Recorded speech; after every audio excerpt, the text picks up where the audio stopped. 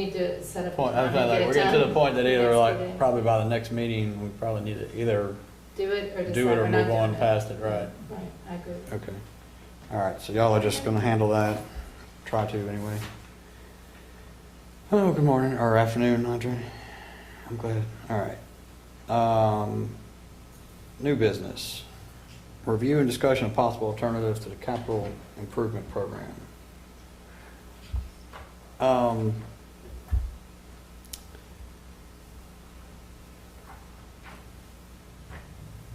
So this came up, I think this has come up to some extent in some of our prior meetings. It's also come up, it's kind of a new issue apparently going on currently in the city with, in terms of sewage and drainage and things, and getting those, you know, addressed and moved forward. And also, I think it's connected to an issue with the budget that I think actually Tracy had brought up in terms of the projections that are supposed to be associated with when you do something, it's cost of operation and maintenance and things like that that haven't been going on. I don't know, you know, again, some of these things, I don't know that this is something, and Andre, I'd like to hear your input if you've got any on this, like in terms of charter, and Chris would really be good on this topic too, but, you know, I don't know if there's something we need to do with the charter to help get that kind of prioritized and addressed and handled just to make it flow better, or if it's really just something the council needs to figure out, you know, not really through a charter amendment. Does that issue include whether or not, as I remember that there was some public comment about whether the members of the commission should be appointed or elected, or what qualifications they have. Is that part of this issue? I don't think that's an issue for the capital improvement program. I think that's probably an issue for the planning and zoning. Yeah. Oh, I'm sorry, I skipped issue. ahead. No, because this was just, so there's a 5-year capital outlay plan that's already incorporated into the charter and the budget. Okay. I read about this in the paper. Yes. Okay. But there's also, and like I said, there's like, I mean, as far as I know, Tracy's the first one that actually caught this or pointed this out to anybody in terms of, and it was at one of our, I think it was the meeting we had in the McKinney Center, about how there are supposed to be projections made in terms of when we want to spend money on a thing, what is the thing going to cost us long term to have? So this is really a budgeting issue. It really is a budgeting issue, but the capital outlay thing is already in the charter. There are provisions on it, so that's what I'm saying. I don't know if there's something here for us to really look at and address, or there's something that really, I really wish Chris was here. But I just felt like with the catching, you know, attention now, and it has come up periodically throughout our meetings, that maybe we should make some decision as to, is it something we really kind of need to dive into a little more, or is it really just something the charter needs to, I mean, the council needs to figure out on its own? So I remember there was a suggestion then, well, there was a description of the issue that went along these lines. When the budget's proposed, that you look at the people, the mayor looks at the cost of operation, but it's not, am I right, that it's not necessarily factored in and planned for the following years? That's Was that the correct. issue? Right. That's The charter actually says that there are supposed to be projections made. Like I said, the cost, I guess I'll call it cost of operation or cost of ownership, depending on what kind of term you want to use. And But that it wasn't being followed. it was not being followed, correct. Okay. So that's what I'm saying. Some of this may already be in the charter that just is a matter of, you know, compliance more than more rules. Let's look it up. Yeah, I think that was the issue that Tracy had brought up before, was that it was an issue of Yeah. the charter requiring one thing, however, it wasn't being done. Correct. And so that would be under. I think it's probably 5-07 on page 23.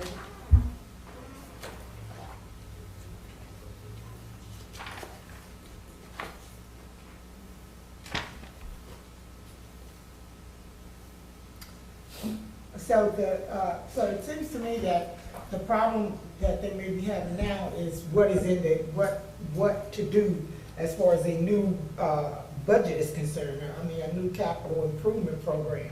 And what's included in it is more the issue now than whether or not it was done according to 507. I agree, yes. Yeah. Yes, these are two, Yeah, yeah. these aren't necessarily exactly the same. But I think that, you know, it tells you, and one thing that, you know, I guess the councilmen will, you know, ensure that their people, the people they represent know is that, you know, that there's gonna be a public hearing on this thing, so that they will have an opportunity to come forward to the council and speak on it if they desire to do so. Right. A lot of times, citizens aren't always aware of their opportunity to come forward and state any concerns that they may have. But from what and like I said, I've been out of town for the last few weeks, so maybe I missed something in the process. Well, at least Monday through Thursday of each one. I was thinking, it was more an issue of proposing a budget than following the guidelines in 507. Am I correct on that, or did I misunderstand it?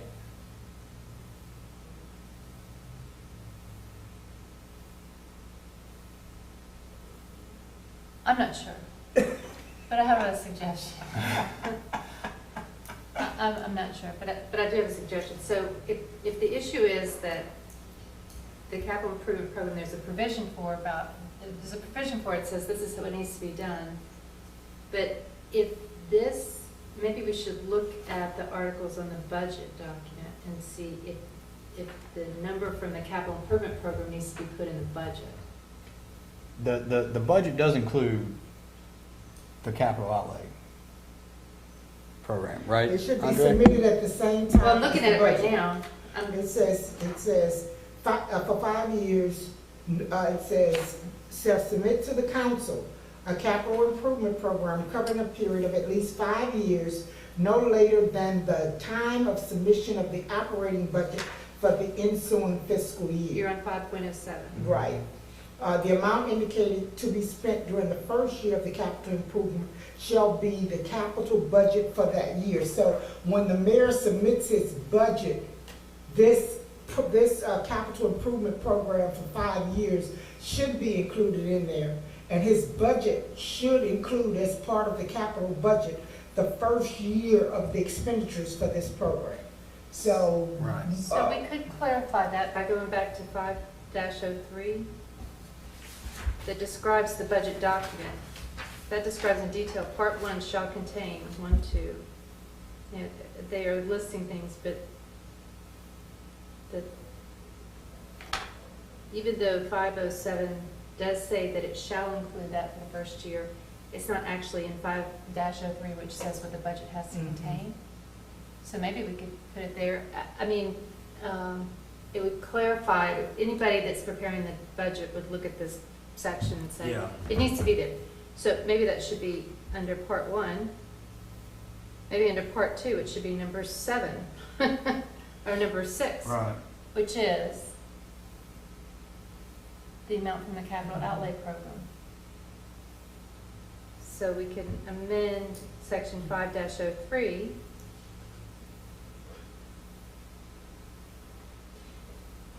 that shows part 2 and add a subparagraph there that includes the amount designated by the last capital improvement program adopted. Yeah. I mean, if it's not being implemented now, I don't know that that's going to do it, but at least it would put it in the checklist, what has to be in the budget. Right. Yeah. Yeah, I think that's, I don't know if that's, like I said, I You don't. know, we can do that, but, you know, but, and it does have a shell over in 507, but to clarify, you know, we could do put it in 503, just to say that it should include the capital improvement program as detailed in 507, because 507 says it shall be in there. It doesn't like, you could do it if you want to. It's a shall. And then it tells what it should include in that capital improvement program. But the other thing we want to make sure that we check, because I have a note in here about checking the State Budget Act.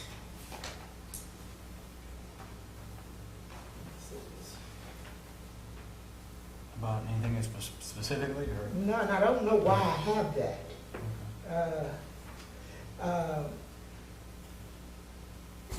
Yeah. But I do have that we need to check that.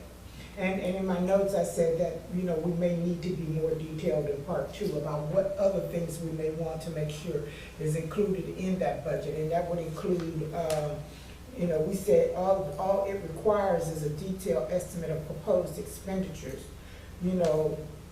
And so maybe we may want to say, such as, or including but not limited to the capital budget, the whatever. You see what I'm saying?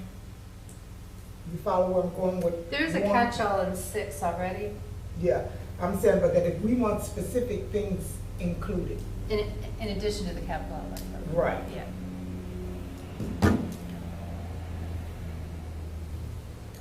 All right. So we can revise that with a note. Right, so my suggestion is that we modify section 5-03, part 2, to change subparagraph, sub-sentence 6, to say the amount of the annual capital outlay as determined, as adopted Well, I don't, for 5-07. right. I don't think that the operating budget would include the entire capital outlay because that's over a 5-year period. So it would have to be that first year of the capital improvement program shall be the capital budget for that year as itemized. That lasts the year before. Right. So you have to live, because if you put all 5 years in that, Yeah, that's that won't definitely work. No. not gonna work. Well, So we need to say okay. the amount in the last sentence of 5078. As per, Yeah. yeah. So, you know, I think we probably have to. All right, but Figure here's out a way the to show trick. it. That capital improvement program gets changed every year? It can. Yeah, it moves, so it's a rolling 5, it's supposed to be, you're supposed to be looking, what are our current problems and what's our problems 5 years out? You know, like for instance, the sewage thing, since it's an issue right now, like, you know, they have a plan, I think, in place where they do 2 lift stations every year. So I assume that in that 5-year outlook plan, they've got 2 already, you know, like in this year, 2 in the next, 2 in each of the 5 years. And you know, we all, don't forget 505, you know, which allows them to do an emergency, you know, if it's to make a public emergency affecting Yeah. health, property, safety of the council, may make emergency appropriations. So, you know, that is, if that's something that, you know, that if push comes to shove and the council needs to do it to take care of these issues, they do have that authority under section 505, where they can make amendments after the budget has been adopted. Yeah, and I don't know, like I keep kind of going back to this, I don't necessarily know that this is a charter problem, but I did want to talk about it, because I think some of it might just simply be a priority problem, and I don't think that's not you know, the capital outlay is there. If the city needs to prioritize sewage and drainage ahead of, you know, pay raises or whatever, then that's a political, you know, that's their decision, not something that necessarily we need to address in the charter. Right. You know. But like I said, I did want to, it seemed to be a topic right now, and like I said, we've crossed the paths with this section several times. I just wanted to give the opportunity for a discussion on it. Okay. You have any thoughts on it? Just share?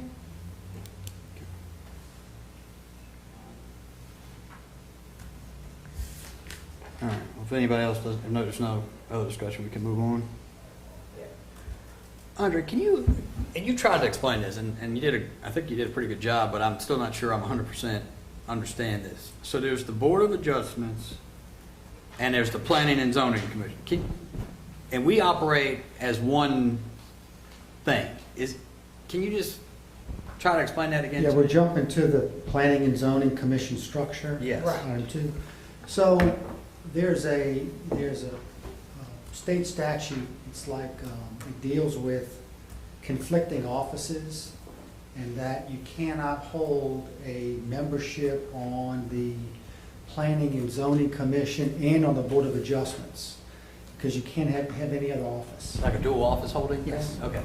So, for example, it's either Mandeville or Covington. What they did to get around it was they went to the state legislature and carved out their particular jurisdiction as saying this doesn't apply to this jurisdiction. Well, my recommendation was that rather than doing that, you simply don't have a Board of Adjustment. You assign, because the law does allow the city to assign roles, responsibilities, duties, and functions to planning and zoning. We just assign the duties of what would be a Board of Adjustment to planning and zoning. Now, the Board of Adjustments is something that exists in the state statute, right? There's a state statutes that allows municipalities to create Board of Adjustments. And that's supposed to deal with like zonings and variances, or? It really deals with appeals from, it's kind of like a variance, but it's really an appeal from a decision by the planner, city planner, Okay. or the building official as to Okay. whether something's in compliance or not. And a citizen can then appeal that decision and say, I don't think that's right, I'm going to appeal that to a Board of Adjustment. Okay. That's traditionally the function of a Board of Adjustment. So what we've done is we've basically said, well, take the function of a Board of Adjustment and assign that duty to the Planning Commission. Okay, so if this were, this would be something, if it's more like something that should be an administrative decision, like, I don't know, whatever they have the power to do, or is this in compliance with some code or whatever, and if so, the city administration, whatever, the person Yeah, whose job it is to, and code enforcement, I guess, says this is out of compliance, and the public, the citizen disagrees with it, then their appeal would not be to the council, it would be to this Board of Adjustments. Yes. Or to the Planning Commission, Or serving as the function of a Board of Okay. Adjustment. Yes. And then from there, would it go to the council, or is it to the courts? Kind of depends upon what it is. Okay. I mean, the thought is for most of those discretionary types of decisions, go to the court, don't, the council, shouldn't be bogged down in some Right. of those details. All right, so, Can I ask a question, Sure. please? So the Board of Adjustments, if there was a separate one, would one of the functions of that board to be overseeing the decisions of the Planning and Zoning Commission? No. No. And It's so separate, the statute independent. sets up the appeal of the Planning and Zoning Commission decision does not go to the Board of Adjustments, it would go somewhere else. It's a Just separate independent, yes, a separate independent function. but decisions of the Planning and Zoning Commission that are related to planning, the actual Planning and Zoning Commission do go to the council? They could, some do, some don't. Some don't, okay. Okay. If we had a separate Board of Adjustments, like, how often do things, like, would they even be required to meet? I mean, is this something that comes up once a year, or once a, never, or No. all the time? That's a Tracy Shalacy question. All right, so man. My view was it wasn't necessary to create another bureaucracy, create a whole Right. other group of folks. And because you want those folks to have some background, some experience, some understanding of how things work. And that's why it seemed to me that the planning and zoning folks would be the most appropriate for that, not have a group called in and only meet a couple times a year. Right, that's what, okay. And so at least one municipality has done this by formerly combining them statutorily. I guess others probably do what we do, or? I don't know. Some may not even be aware that it's a dual office holding. Well, I mean, to some extent, it's a I don't know. little bit of a surprise, because I mean, it's, to me, I mean, because they're not paid positions, they're not employees, they're not, Somebody in the legislature thought it was a good idea not to do that. yeah. And they did it. Again, I think it's either Covington or Mandeville. They just went to the legislature and just carved themselves out of that Right. dual office holding question. All right, let's see. All right, so Tracy had sent me this email on this topic saying, she wouldn't be able to be here tonight, saying that let's see, in regard to the planning and zoning, there should be 7 members, 1 appointed by each councilman member, and 2 from the administration. Who made Tracy. that comment? Tracy Tracy Washington. Wells. What page was that on, so I go back and check that? Or whether the mayor appoints people? Yeah, and then, I think right now they're all appointed by the mayor and approved by the council. Does that sound right, Andrew? Yes. You're looking at, Arlene, you're looking at section, Can I see the email? Or can you kind of read this again? Did we get it? No, I was just wondering if it was sent to all of us out. No. It was, she was telling me just that she wasn't gonna be able to be here. Very it's brief. going to be 709, boards and commissions. That's in the chart. 709.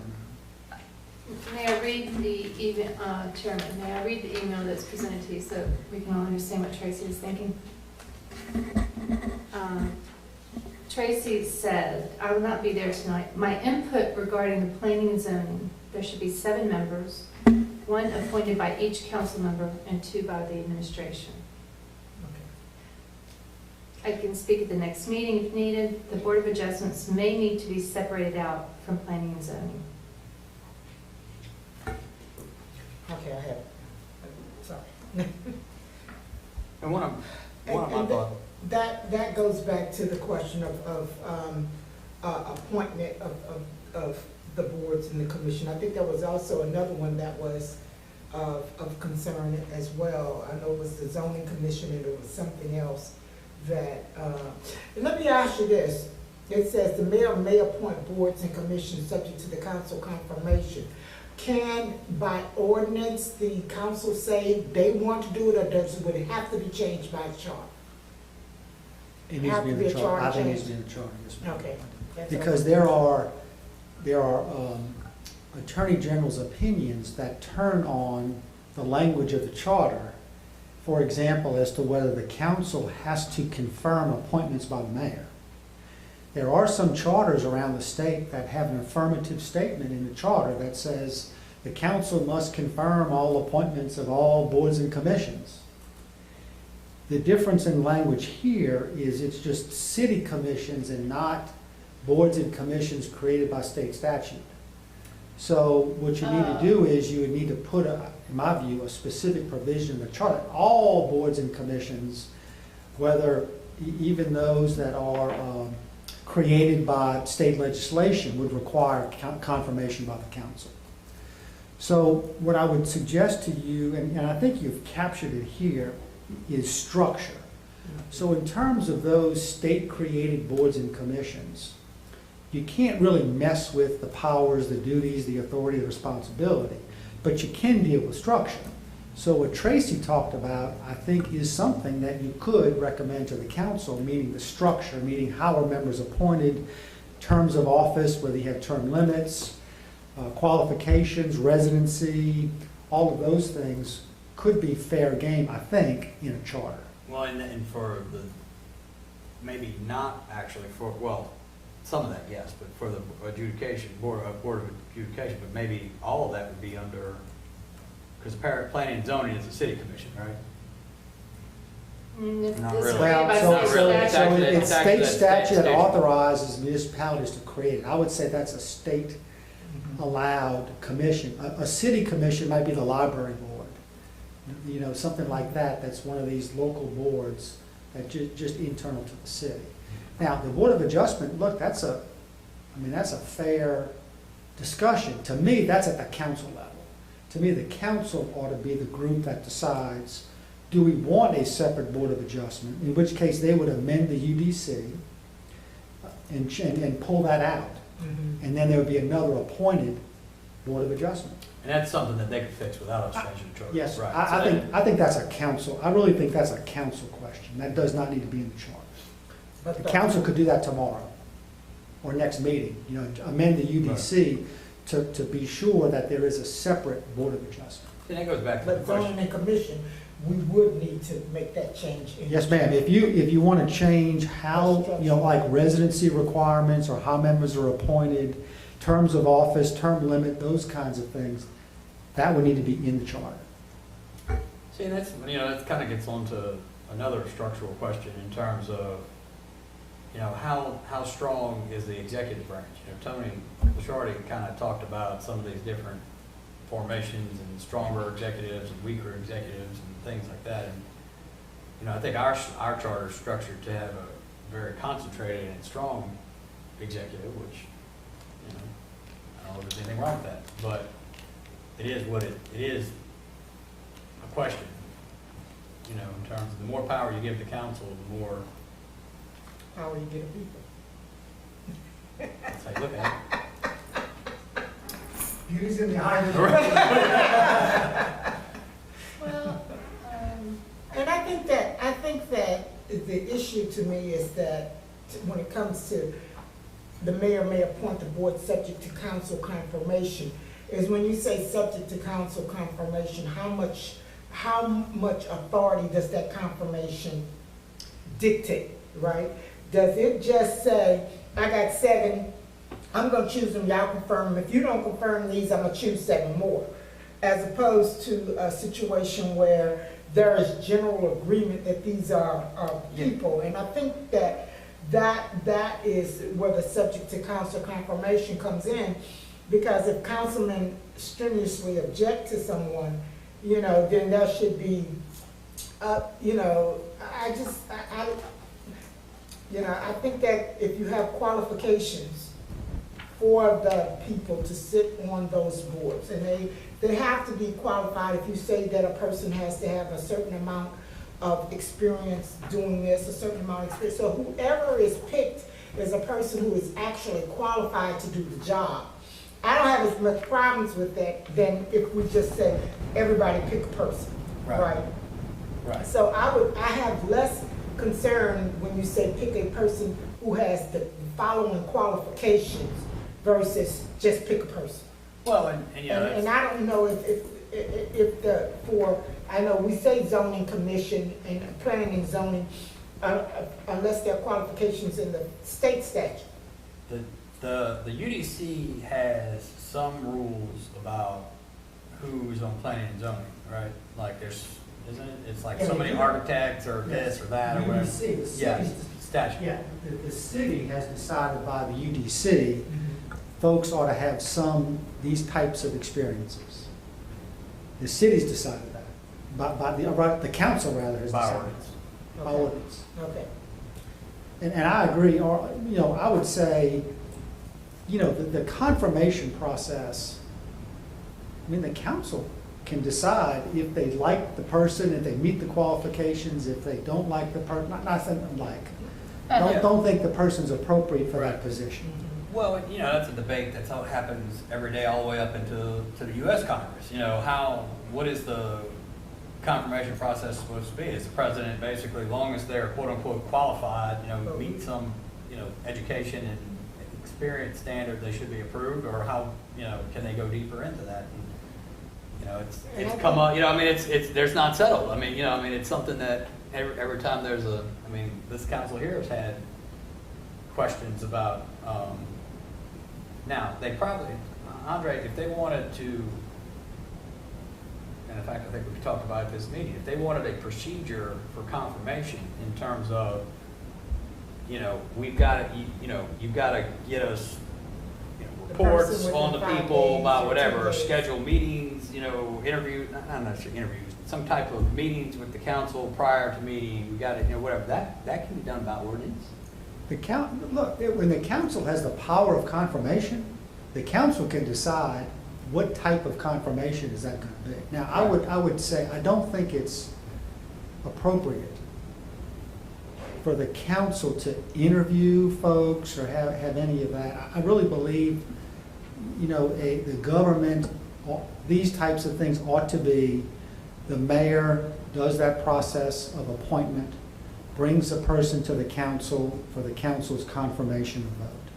council doesn't like that person, they just vote no. Well, I think they should be able to meet, if they wanted to, that's what I'm saying, I don't know if interview is the right term, but I think if the council wanted the opportunity to have or not the council, because I mean, a one-on-one, any individual council person wanted the opportunity to have a sit-down,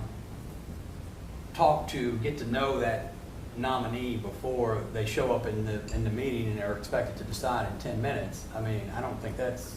But think about this, there's an agenda, they know who the appointment's gonna be. Right. And the council members have that opportunity to say, I'm not gonna vote for someone unless I've spoken with them. Right.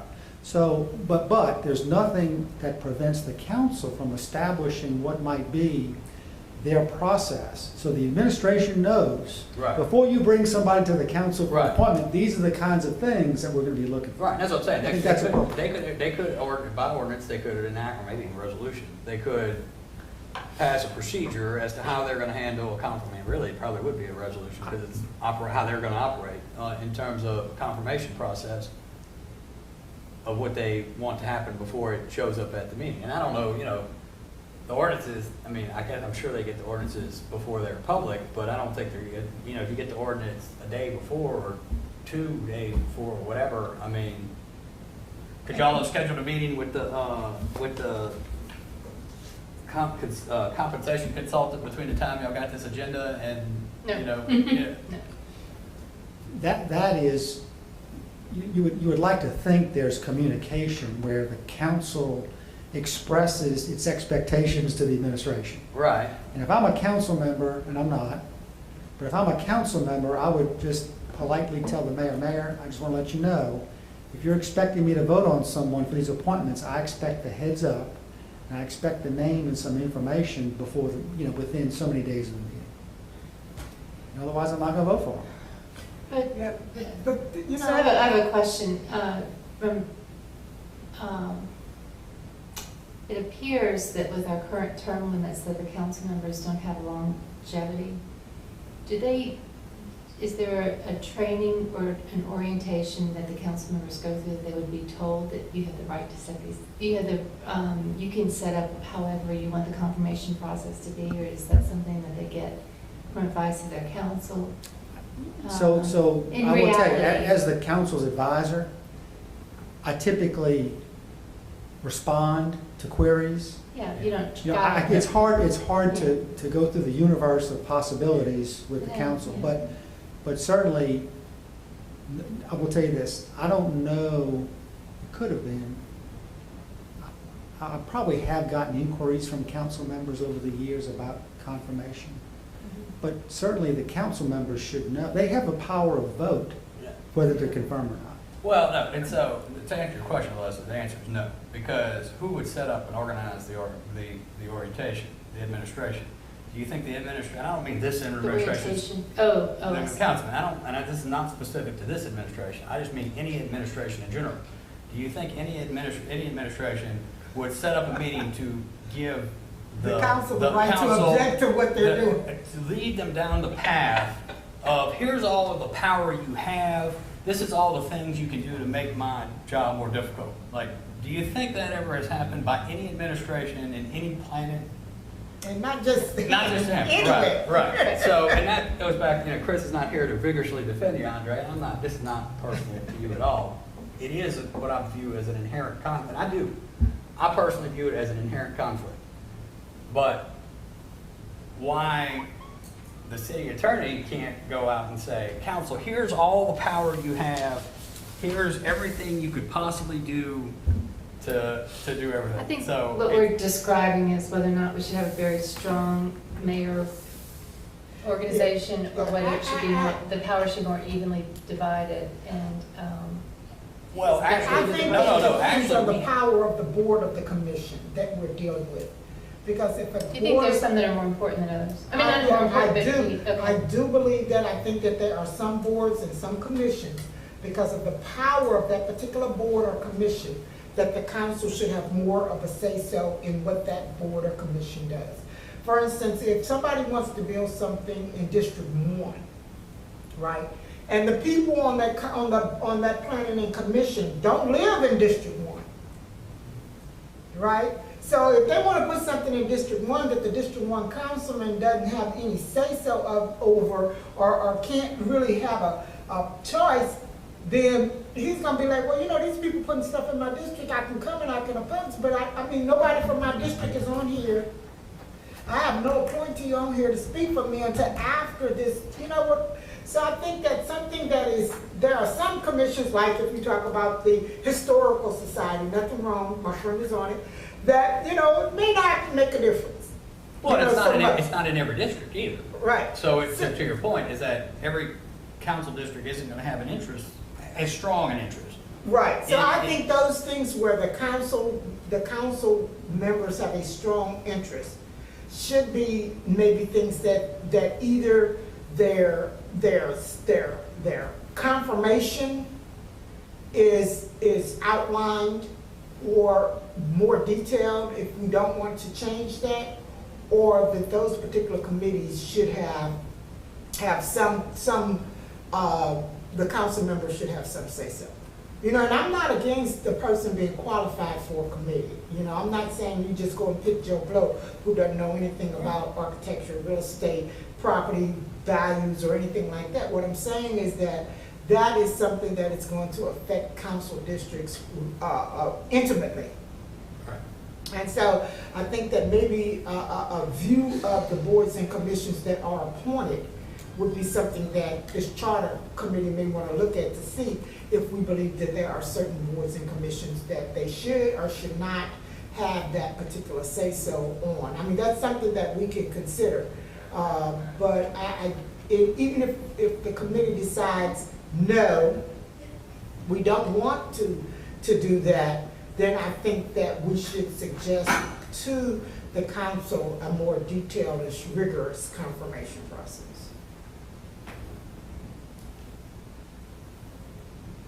Do you want to suggest those boards? what they need? Yeah, I think we have to get a list of them Yeah. first. Yes, I'd like to get a list of them first. So between now and maybe the next meeting, maybe we need to take, I can call Lacey and ask, she would have that, right? a list of the boards and yes, you And then, you know, we'll ask her to send it to all of us, and then we can kind of at least look at it and know where we're going. So you're suggesting a structure that would require more vigorous review by the council? Maybe this is, the information has to be delivered by a certain date, and then they would have a public Right. meeting. That would be an alternative to, if we're not considering allowing the council to appoint people to those Right. boards, right? Yeah, and I think you're saying some of the boards, like for instance, planning and zoning, where it's going to affect its neighbors more, no matter where it is. Mhm. It's always gonna affect its neighbors, immediate neighbors, more than people on the other side of town. And I think, and in the structure that Tracy suggested here, she connects one, you know, a member to a district, and she also gives the mayor more, which theoretically would be a citywide appointment, you know, more weight too, so that it's not just stuck on the micro level, Right. but you also get a macro, Yeah, yeah. with the two for you. Right. Right. And like I said, I would not think that it would be appropriate to not have a qualified person on that committee. Well, you know, another thing, like, you know, we have these people on the committee, but maybe the committee really should not have those requirements. Not saying that you can't end up with an architect or an engineer or a lawyer or a real estate agent or whatever on it, but maybe it should also just have its consultant. You know, of course, that costs money, and I don't know where that shakes out, but maybe it should have a consultant that, you know, we have the engineer and the architect that are the consultants. When we need you, we hire you. You're not on the board, but you're there for consultation, and advice, because again, we all know, is when someone asks you a question when you're walking, legal question, when you're walking down the hallway, is that the same, answer you get when someone is like, hiring you to give them the right answer? Let me just ask this for distinction.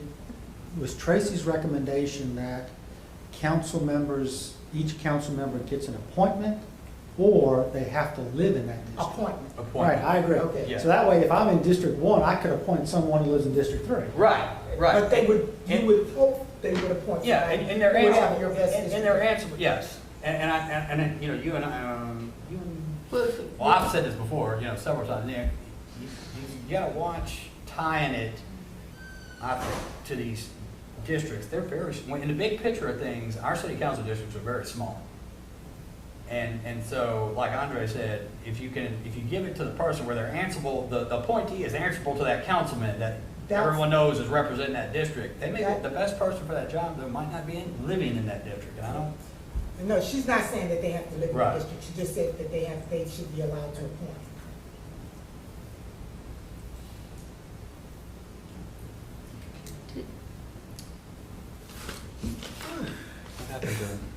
So, All right. Yeah. No, don't say that. All right. Anything else on the planning and zoning Well,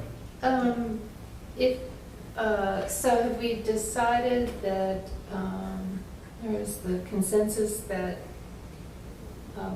we don't necessarily require that each council member appoint a Well, person? the Are we consensus talking, are was- we talking about that right I now? think the consensus was that if we do that, if we should get to that point, then they wouldn't necessarily have to live in that particular district.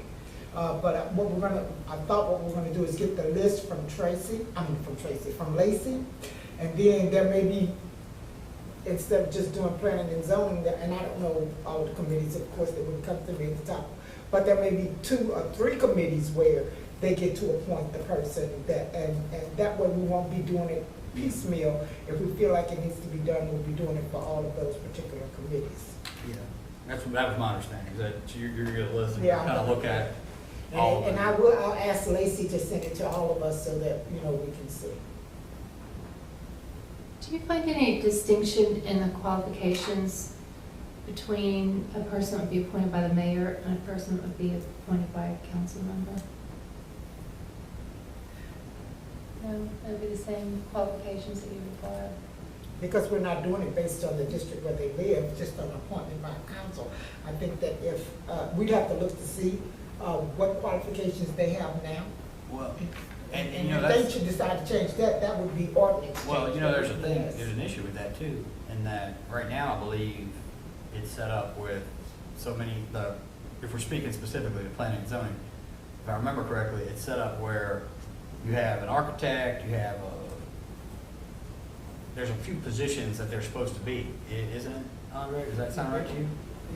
I don't know that it's mandatory, but it is certainly things that when you're making the appointments, these are the kinds of experiences you want to have on the planning commission. I just don't have that in my fingertips. Yeah, But they do have a list of those I thought it was things a list, that I they thought it want. was kind of a list where it said certain, maybe they are just, I don't know, I was thinking that they were mandatory, but maybe they are suggested.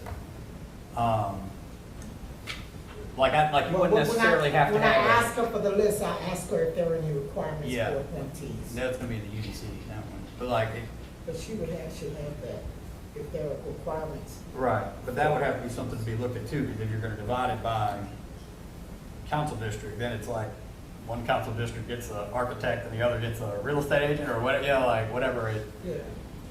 That'd be more difficult. yeah. Yeah. Unless it's specifically, if it doesn't say how many and just lists, these are the things you should consider versus these are the things that are required.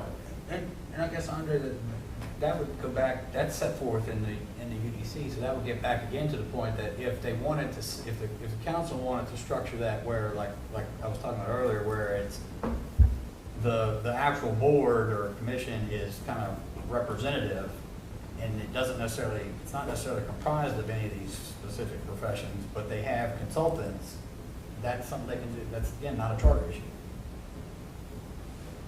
I think the council could do it.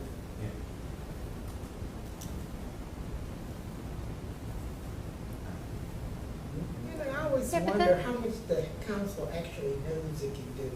Yeah, It that's doesn't. my That's what point. I'm- That's my point. That was Leslie's point. That, it was exactly Leslie's point. Because he keeps saying that. Like, we actually have, you were asking about the Well, we structure. could require The an coun- orientation in the charter. Well, okay, yeah, but who's gonna, yes, the council could hire set it up where they have a consultant, but they would have to go, it would have to fall on, the only, It has to be a procedure set up or it's not gonna happen. right, and it has to come from, it has to be something that the council drives, not because of, again, it's not specific to this thing, but it's just, that there's an inherent, you don't arm, you know. Yeah, I know, I understand the problem. Right. I'm trying to figure out a solution.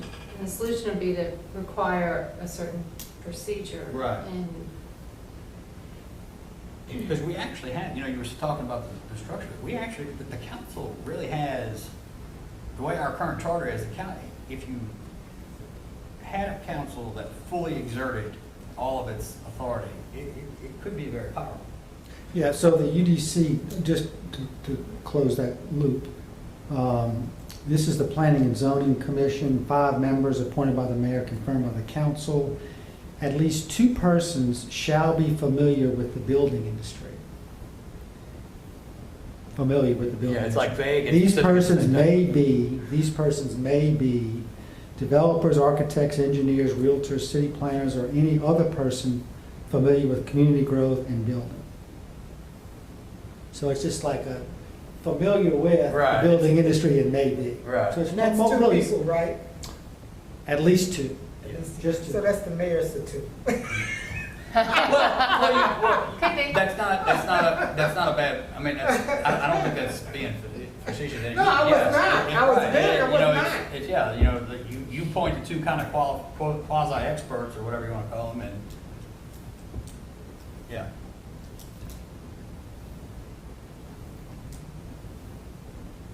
Yeah. Anything else on that? Do we, I know that right now it's set up in the UDC, and the structure is that the council can change those qualifications, they adopted that ordinance. But is there some overarching reason that we would require certain other qualifications, like not just people that are just familiar with the building industry? I would, Maybe a licensed professional, whether it be architecture, realtor, attorney. if I could address that, that's, you know, remember the charter is not easily changed. right. You know, so Yeah. I'd be It would careful be an about, overarching. I'd be careful about putting too many restrictions in the charter. Yeah, I would, I think based on all our, I think the less we can put it in the chart. Big stuff in the charter. Yeah, yeah. 2 members Less appointed by the specifics mayor we put in the should charter, be the better.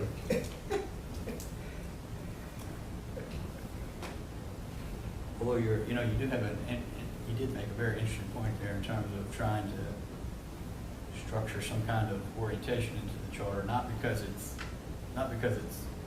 necessarily a broad thing that should be there, but I don't know where else it You would come. would have to be there. Who else Yeah. would know, like, how else would that ever come to fruition? Yeah, that would have to be in the charter.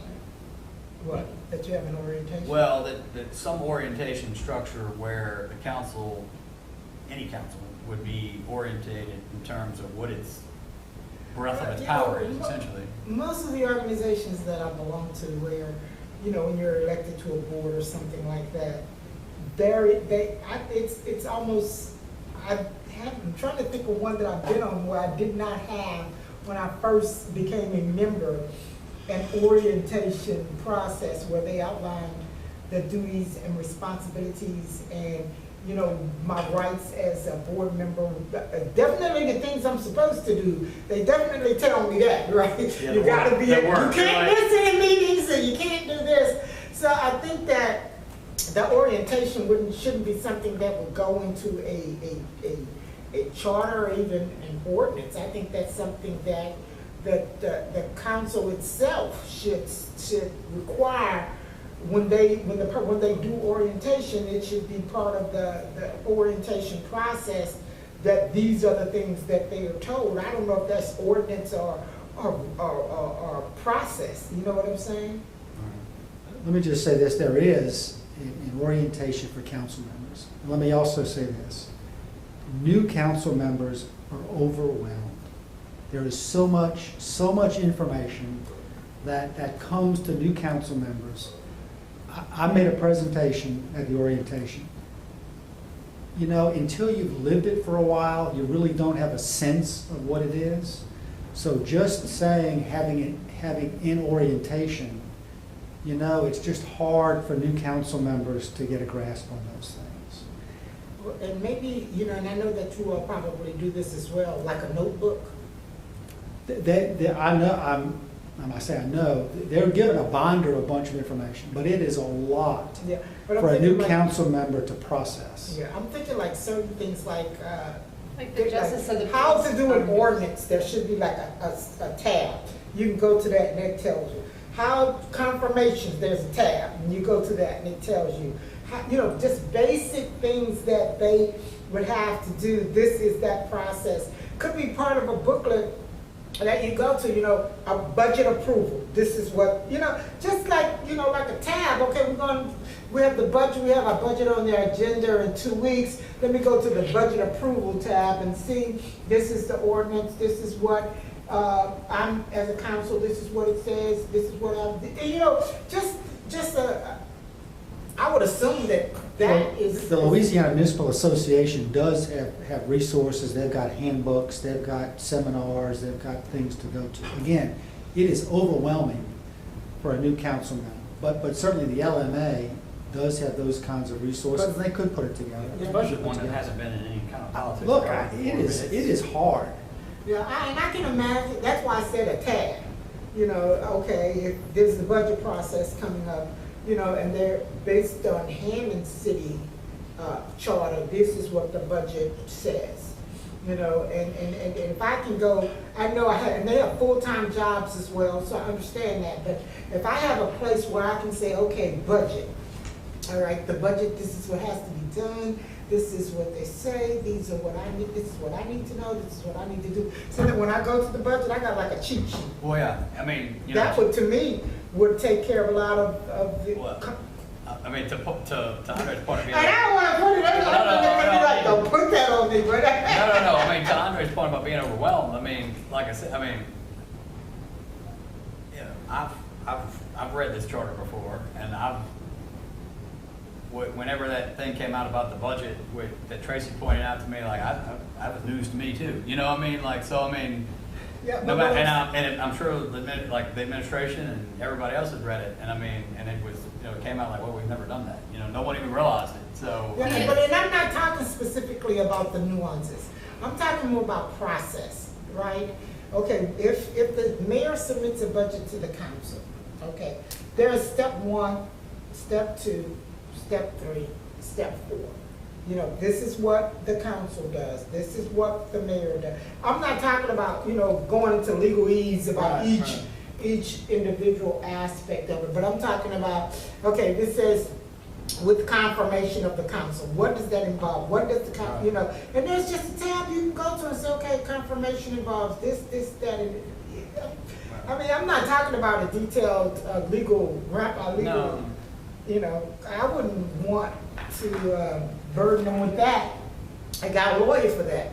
I'm talking about process, just the basic process of what that means and what their responsibilities are when they're presented to a budget, with a budget or with a person who they have to confirm, you know.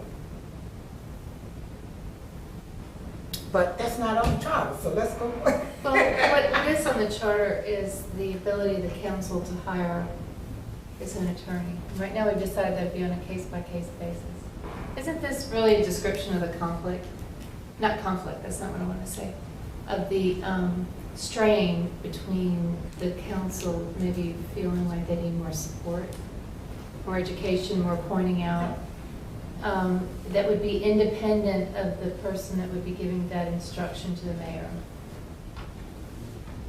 Is that really what this is about? Is that? I think it's,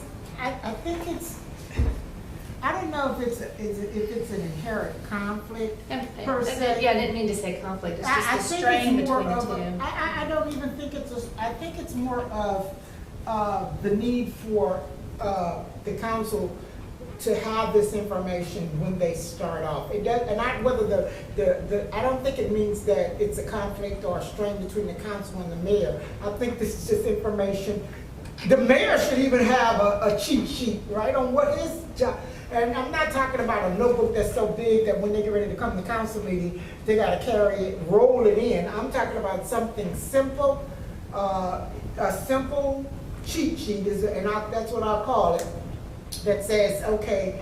But I think that that's something the council, if they want that, they can ask for that. So I'm not sure if that's something that affects, what the charter is, but maybe that's what the council members ought to say, okay, there are certain responsibilities I have. Can you outline for me on a cheat sheet what I need to do when the budget comes up? Can you outline for me on a cheat sheet what I need to do when the mayor proposes a person? Those things like that can be done on like one sheet of paper.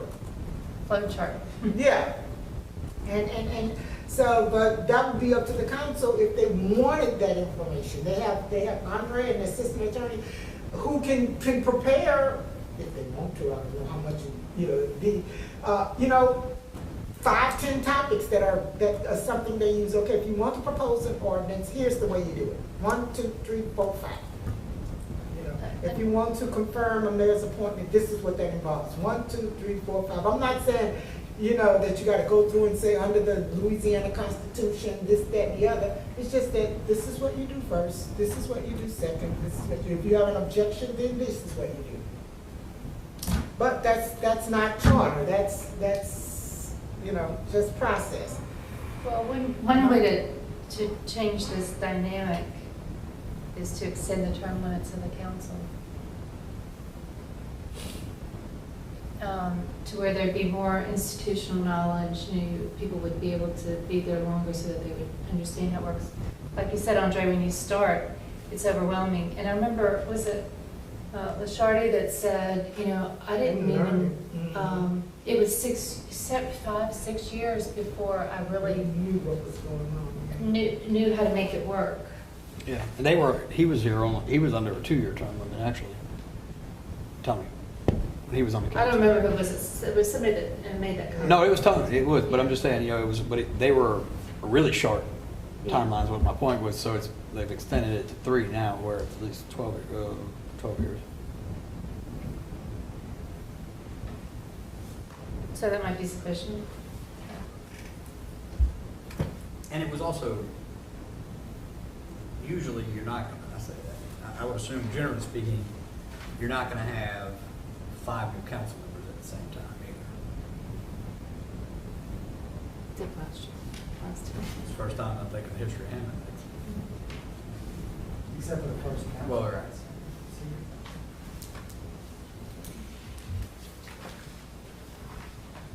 All right.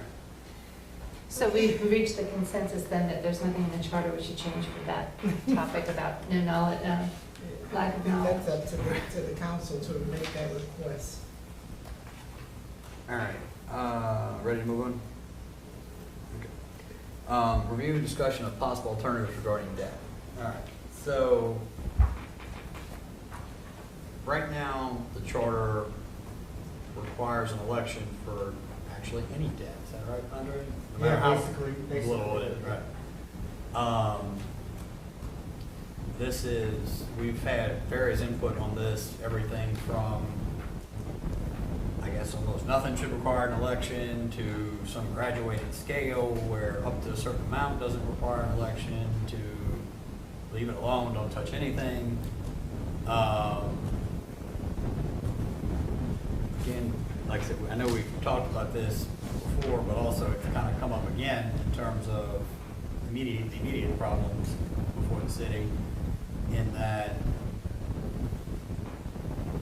there was a proposal to look into spending more money, borrowing, even, and again, it's not in terms of interest or anything else, even through these federal programs where the interest is almost non-existent. You still have to go to the vote of the people, which I think at the last meeting, Lacey said would have been the earliest it could, in her opinion, the earliest it could get there would be. November 2022. Yeah. I could see. Right. Which seems a little long, but regardless whether that's correct or not, it's certainly not happening immediately, and not even in the November of this year election. So, what do we do? In terms of changing the charter.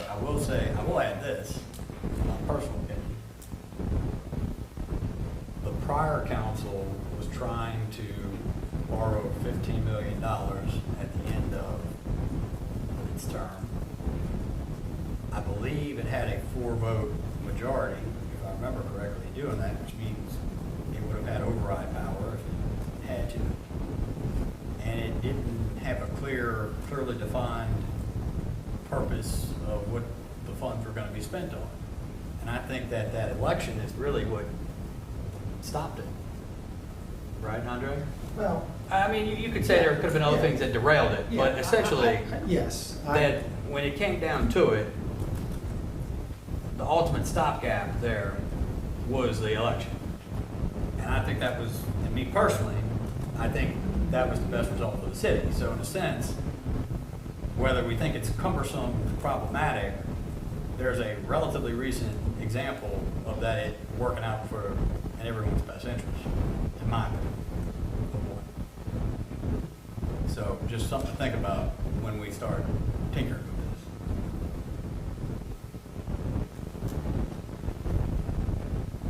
this. So, I don't know what, so can I ask a question about, is there, you're looking at 5-08, so when you're looking at that, it says, when approved by a majority of the electorate voting thereupon in an election held for that purpose, is there a way to, and I don't know, you would be better able to say that,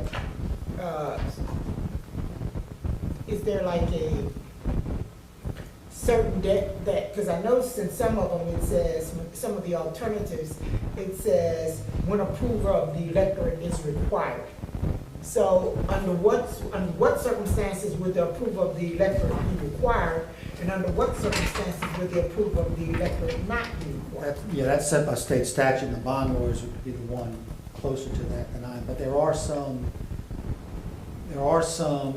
elections for debt that are required by state statutes, and some aren't. I just don't know off the top of my head what those are. but you want to recap us on that opinion, Attorney General opinion, how we got to this point? So there was an opinion, the bond system, there's a checkpoint with the bond system, right? So when the council authorizes the issuance of a bond, there's a preemptive period required by law where someone can challenge that. And once that preemptive period ends, no one can challenge to say you can't issue those bonds without an election of the people. And there's bond counsel that rely on that. Now, for the city's perspective, the bond issuance that was passed many, many years ago, I think it may have been for the Hammond Square development, was broad enough to include lots of things that could be used for. And that's how the city has been able to issue bonds without election. That, what you're talking about, was not within the authority of the bonds that had previously been approved. So that's where the Attorney General's opinion was asked, okay, the burning question, is an election required? And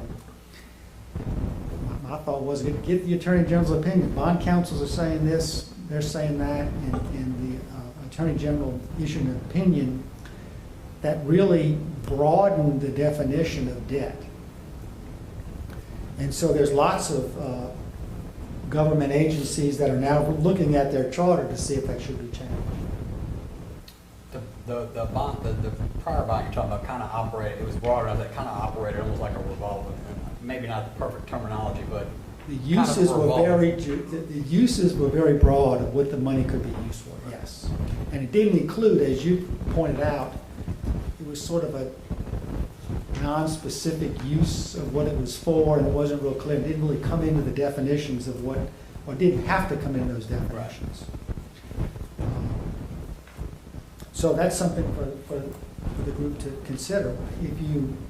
And again, I would get input, it becomes what type of debt, meaning what is secured by that debt? Is it secured by the general obligations of the city? Those are some things, but I would recommend to the council before a final, they could get input from bond counsel on that, to what the options are.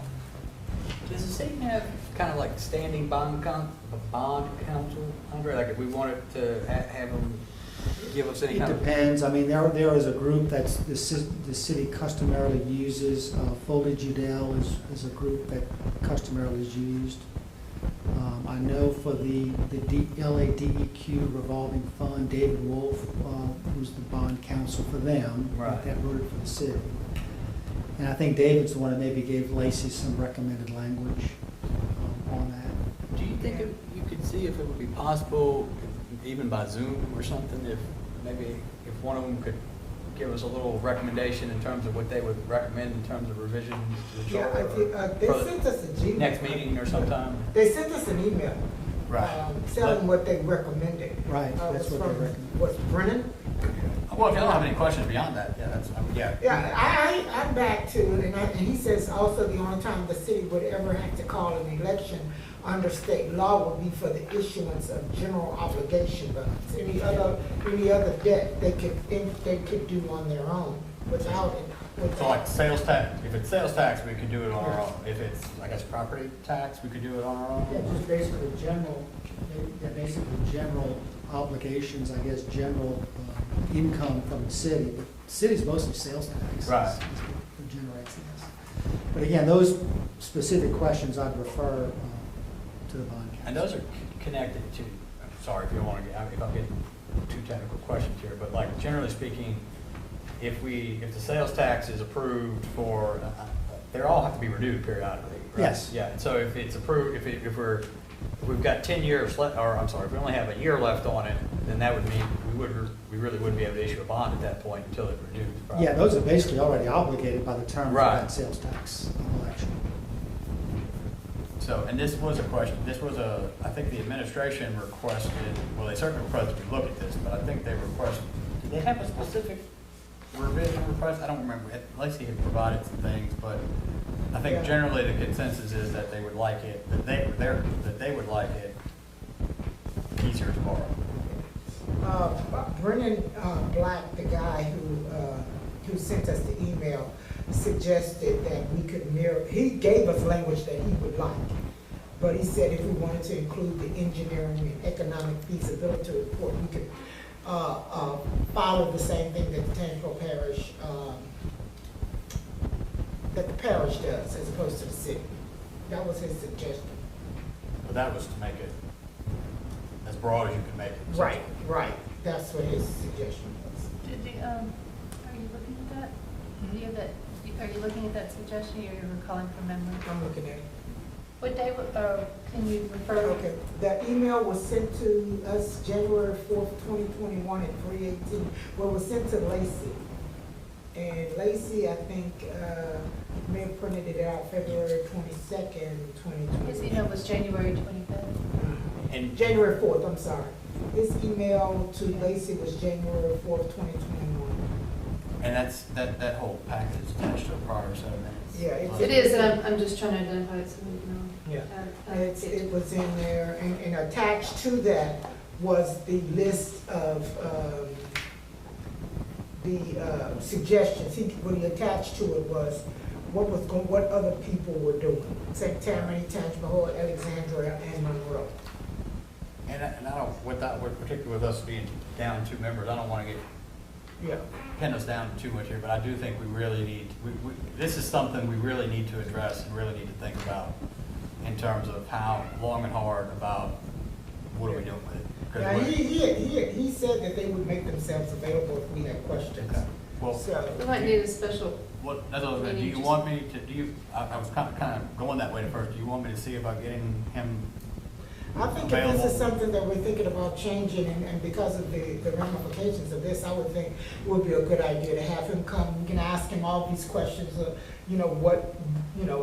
what does this mean if they do, if this is done, if that's done, maybe it may be something where we have to have, a super majority as opposed to a regular majority. I don't know, there are all Right. types of alternatives that may be available, for us, and we would get a chance to ask him all of those questions in person. And as stuff come off the head, because you read an email and then you think of something, but he would be there to answer. I think that would be good, especially if when we're going to have all the other 3 members here too. Yeah, for that meeting, They want to invite the city council members too. Yeah. You that know, would so be they're great. not, you know, having to do it twice, so they'll get, Yeah. at least invite them to come. Right. I think that would be great. Maybe we can, when is our next meeting again? May 10th, does that sound right? Oh, that is. I No, have it April. written down, I just don't have it in front. No, hold on, I got it right here. Let's see. Put it on the calendar.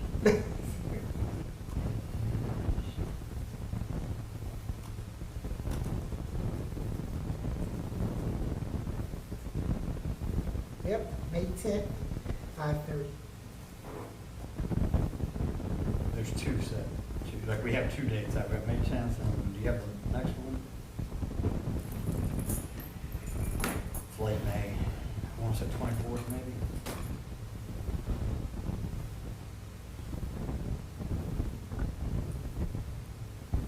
Yep, May 10th and May 24th. And while you're in that discussion, before I forget about this, because sometimes I forget about things that I have, it seems to me there are some, like the LEDQ, that's fairly obvious, right? I mean, it's hard to argue against that with such low interest, such favorable terms. That may have a shelf life. So what you might want to think about is not requiring elections if it's a unanimous vote of the council and approved by the mayor, and you've had a special public hearing solely for that purpose to let the public come in and weigh in. That could be something to consider. That's a perfect, or even the source, like you were just identifying, if you're borrowing it through this program, Through a state-funded or some kind of take program. all the free money you can find, right? Because the worry is if you create an election every time, Mhm. because of the election cycle, you may lose the opportunity for that money on something that's just obvious. Everybody would agree that it's a good deal for the city. So that could be something to Yeah, consider. and that's what I was thinking about with the bond council. We can ask, if we need a super majority because we might have a difficult person or I don't know, That's the problem, something like unanimous. that. Unanimous is almost impossible. My example was they had a four-person, which is about as high as I think a majority as you could. I would be very concerned about making anything unanimous. But you could have 4 council members and the mayor. Right. So I would Right. think maybe 5 or 7, that's a super majority. If you have 7 council members, I mean, 4 or Yeah. 6 is, Or even, keep thinking 7. or I keep even, thinking 7 council members. maybe even 3 in a mayor. No, that's too close. Again, I believe, the citizens ought to have a right to vote if it's a big, I think you could carve out those types of financing. It seems to me if it's obvious to everybody, it ought to be obvious to at least 4 council members and the mayor. I understand 5, you could have a recalcitrant, member. Well, it also gives, even if they're in favor of it, it creates the opportunity to kind of, yes, I'll vote for it, but I need whatever, Understood. That could happen with no matter how many, really. Yeah. Well, bond council could probably give us some alternatives, and that would be something that we could also think about and talk to our respective council persons that we represent to see what they would like, and also make sure that they're present if possible at this particular meeting, so that, they can ask their questions, because they're gonna be the ones that are gonna be making the ultimate decision and the ultimate vote on these things, and I wouldn't wanna hamstring, them. So, we're gonna, Can we schedule that for the I'm May gonna 10th? try to I'm gonna talk to Andre and the email lawyer there and see about trying to get them at the next meeting. Next May 10th, by my Right. schedule. do you have anybody to suggest? I'm not in that loop, so I'm not sure who that is. It's the guy, the email. I've got that email. Yeah. It's the bond, Brennan it's whoever Black. Lacey, it's some bond lawyer that Lacey had contacted that I think offered to be available. Black from Judea, something. Foliage Yeah, Judea. Foliage Judea. Yeah.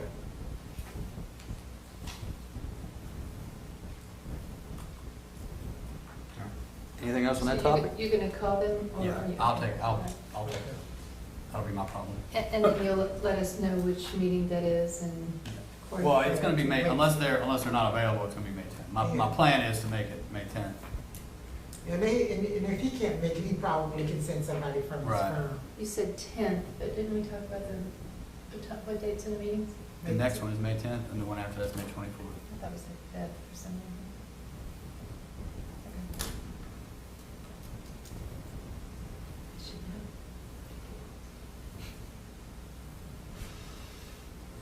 All right. Anything else on that, or we're ready to adjourn? There was just one other comment that was attached to meeting minutes from January 25th that described two sections, 5-04 and 5-08, that should be aligned. And the person that suggested this suggested language to look at that, so I just wanted to make note that we go back and look at those comments.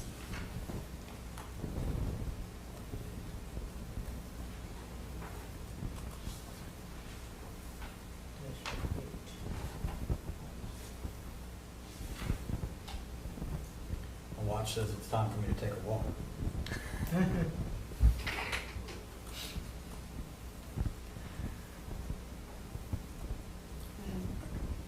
there anything else on this, or we're ready to adjourn? I'll make a motion to adjourn. And I'll second it. All in favor? Okay. Thanks, Andre. Thanks, Andre.